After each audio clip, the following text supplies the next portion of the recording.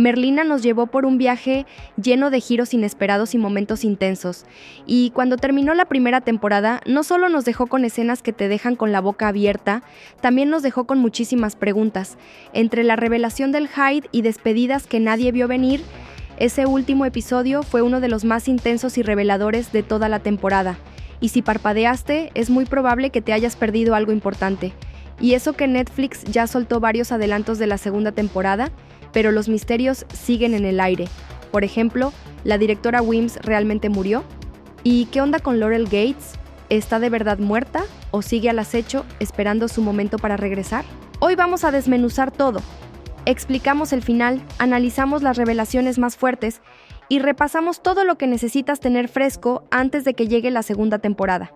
Pero antes, ya tú sabes, pica ese botón de suscribirte y activa la campanita. Aquí tenemos análisis, teorías, referencias ocultas y todas las novedades desde Nevermore, así que no te lo pierdas. En la primera temporada, Merlina estaba convencida de que Xavier era el responsable de los ataques brutales que estaban aterrorizando Jericho, pero plot twist, el verdadero monstruo resultó ser nada más y nada menos que Tyler, y por un momento hasta la doctora Kimbot, su terapeuta, estuvo en la lista de sospechosos. Pero mientras más investigaba Merlina, más turbia se volvía la cosa. Esto no se trataba solo de atrapar a un asesino, era desenredar una red de secretos mucho más profunda de lo que parecía. Sospechoso tras sospechoso fue cayendo, hasta que Wednesday por fin descubrió la verdad. Tyler era quien tenía las garras manchadas, sí, pero no era él quien tomaba las decisiones. La verdadera mente detrás de todo era la señorita Thornhill. Y la cosa no acaba ahí. Tyler no actuaba por odio personal, lo cual tiene mucho más sentido cuando te das cuenta de que ni siquiera era dueño de sus actos. Tyler es un Hyde, una criatura peligrosa que puede transformarse de humano a monstruo. Pero lo más aterrador no es la transformación en sí, sino quien lo controla. Y en este caso, quien movía los hilos desde las sombras era Thornhill, manipulando a Tyler y usándolo como su arma personal. También descubrimos que ese lado monstruoso de Tyler viene de familia. Su mamá también era una Hyde. Oficialmente murió antes de que todo comenzara en Jericho. Pero hay una teoría entre los fans que dice, ¿y si no murió? O mejor aún, ¿y si había dos Hydes en Jericho desde el principio y nadie lo notó? En la gran revelación final, descubrimos que Marilyn Thornhill no era quien decía ser. En realidad, era Laurel Gates. Sí, esa Laurel Gates, descendiente directa del infame colonizador de Jericho, Joseph Crackstone. Y Laurel no solo estaba escondida en las sombras, tenía un plan perfectamente calculado. Usó sus conocimientos de botánica para crear compuestos químicos capaces de influir y manipular a otros. Así fue como mantuvo a Tyler bajo su control. Pero la verdadera pregunta es, ¿por qué?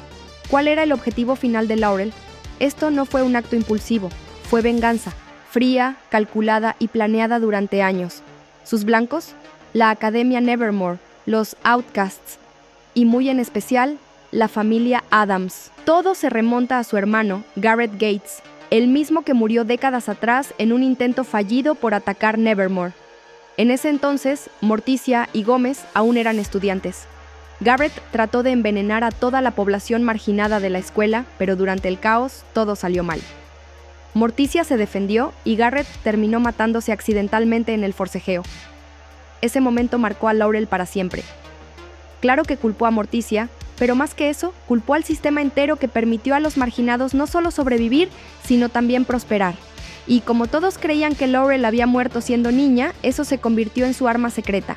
Adoptó una nueva identidad, se infiltró en Nevermore y esperó, en silencio, hasta que llegara el momento perfecto para atacar. Seamos honestos, la señorita Thornhill siempre fue demasiado amable, ¿a poco no? Desde el primer episodio, esa actitud tan dulce y empalagosa se sentía rara. Era la única normie trabajando en Nevermore Academy y eso ya la hacía resaltar. Pero no solo era porque no encajaba, era porque estaba ocultando algo mucho más oscuro. Debajo de esa identidad cuidadosamente construida como Marilyn Thornhill estaba Laurel Gates, la última heredera viva de Joseph Crackstone, el mismo que siglos atrás lideró una cruzada brutal para exterminar a los marginados. Su plan, una completa locura, resucitar a Crackstone y dejar que terminara lo que empezó. ¿Pero qué necesitaba para lograrlo? Dos ingredientes clave: la sangre de una Adams y un montón de partes humanas para reconstruir el cuerpo de Crackstone, Laurel usó a Tyler como su monstruo personal a sueldo, manipulándolo para cometer asesinatos brutales y recolectar lo que necesitaba. Cada víctima fue destrozada de maneras que ningún ser humano podría haber hecho, y mientras los cuerpos se acumulaban, una verdad aterradora empezó a tomar forma tanto en Nevermore como en el pueblo de Jericho. El monstruo no estaba escondido en el bosque, estaba entre ellos.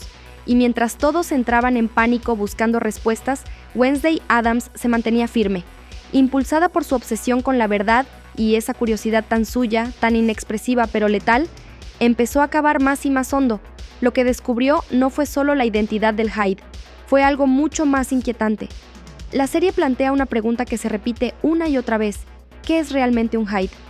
¿Es un monstruo con el que naces? ¿O algo que todos llevamos dentro, esperando a ser activado? Y ese misterio no está ahí solo para dar miedo, le da peso emocional real a la historia. El Hyde se convierte en una metáfora de las partes más oscuras de nosotros mismos.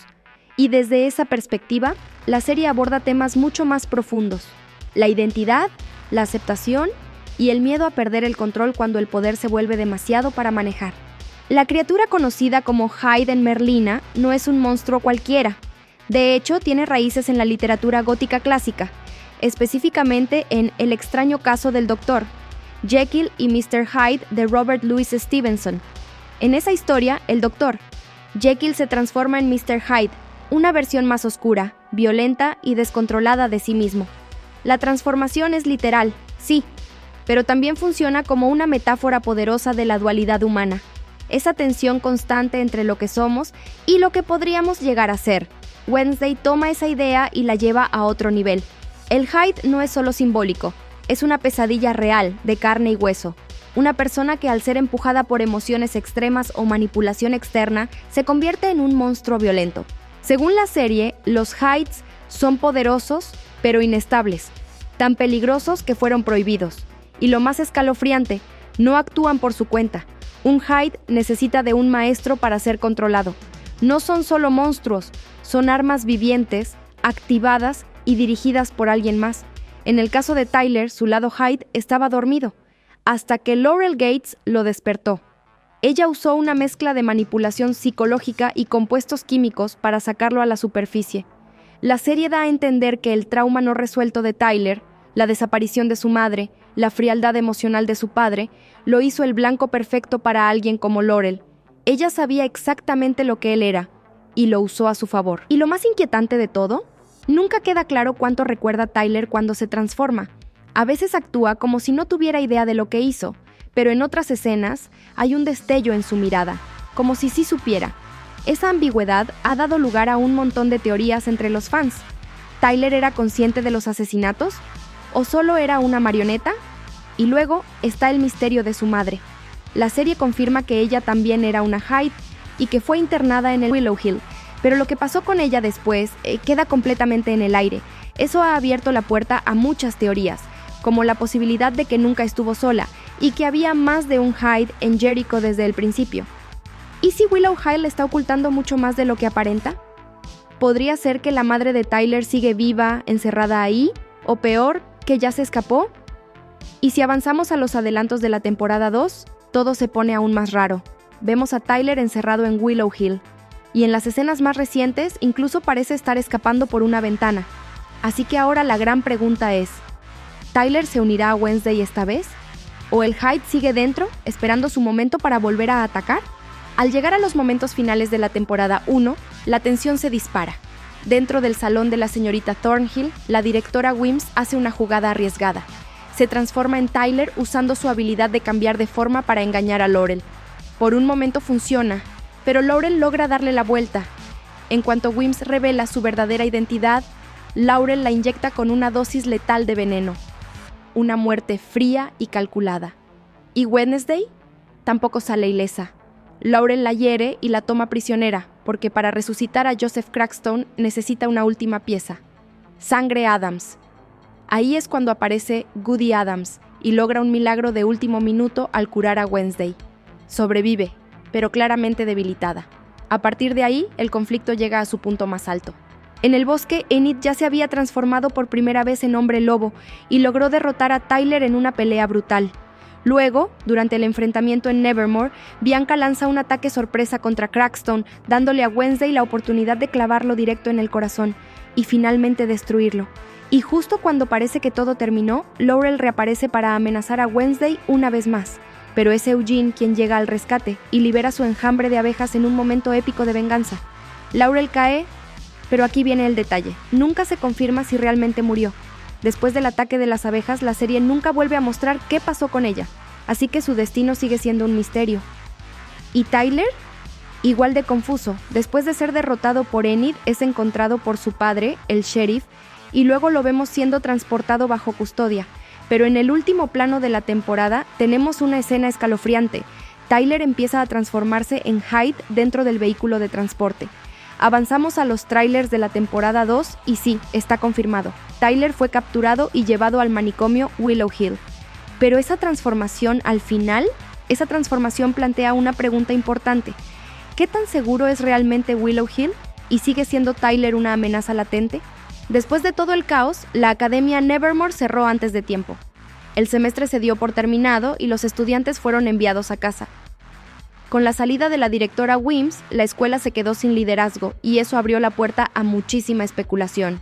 Y una de las teorías más populares que circulan por ahí, ¿y si la directora Wims no está realmente muerta? Sí, la vimos siendo envenenada, pero los fans han estado analizando esa escena y las que vienen después con lupa. Al final de la temporada 1 vemos que Lurch recoge a Merlina para llevarla de regreso a casa, pero hay algo en esa escena que no cuadra. Su expresión facial, su energía, incluso el color de sus ojos, son ligeramente distintos a cómo lo habíamos visto antes. ¿Podría ser simplemente un error de continuidad? Tal vez, pero algunos fans creen que es una pista oculta a propósito. La teoría dice esto: Wims, siendo una cambiaformas, fingió su muerte y adoptó la forma de Lurch para mantener un perfil bajo mientras protege a Merlina desde las sombras. Sería un giro muy del estilo de la serie. Conocemos a un personaje nuevo, el profesor Barry Dort, interpretado nada menos que por Steve Buscemi. Él llega como el nuevo director de Nevermore y por lo que hemos visto no tiene intención de seguir los pasos de Wims. En el tráiler, Dort dice que planea corregir los errores cometidos durante el liderazgo de Wims, una señal clara de que vienen grandes cambios para el futuro de Nevermore. ¿Eso significa más disciplina? ¿Menos tolerancia al caos? ¿O algo mucho más oscuro? Eso está por verse. En el episodio final de la temporada 1, justo antes de que Merlina deje Nevermore, Xavier le entrega un celular, un gesto que al principio parece simple, pero que termina abriendo una nueva capa de misterio. Casi de inmediato, Wednesday recibe su primera amenaza anónima, una serie de fotos inquietantes tomadas en distintos momentos, claramente sin que ella se diera cuenta. Y luego aparece un mensaje directo: alguien la está observando. Y ahora, gracias a los trailers de la temporada 2, podríamos tener una pista real sobre quién es ese alguien. Entre los nuevos rostros que llegan a Nevermore, hay una estudiante que destaca de inmediato. En una imagen promocional publicada por Netflix, aparece al centro, rodeada de estudiantes de primer año, todos emocionados por conocer a Wednesday. Con una libreta en la mano y una sonrisa sutil, pero cargada de intención, conocemos a Agnes DeMille, interpretada por Evie Templeton. Su silueta es una coincidencia perfecta con la figura enmascarada que vemos varias veces en los trailers. Es baja, se mueve rápido y siempre va un paso adelante. En una de las tomas rápidas, incluso vemos a Wednesday sosteniendo la máscara, y grabado en ella se puede leer una frase escalofriante: "Clock's ticking". Y luego hay otra imagen promocional. Esta muestra a Agnes dentro de la torre del reloj, con el cabello completamente levantado, como si acabara de recibir una descarga eléctrica directa. Ese detalle visual podría parecer aleatorio hasta que lo conectas con algo que reveló Isaac Ordóñez, aka Pugsley. Su personaje tendrá poderes eléctricos vinculados al nuevo villano de la temporada, así que ahora los fans se están preguntando si Agnes está conectada con la electricidad, ya sea que la controle o que haya sido transformada por ella. ¿Podría estar ligada a los poderes de Pugsley? ¿O quizás a algo mucho más grande? ¿Y eso no es todo?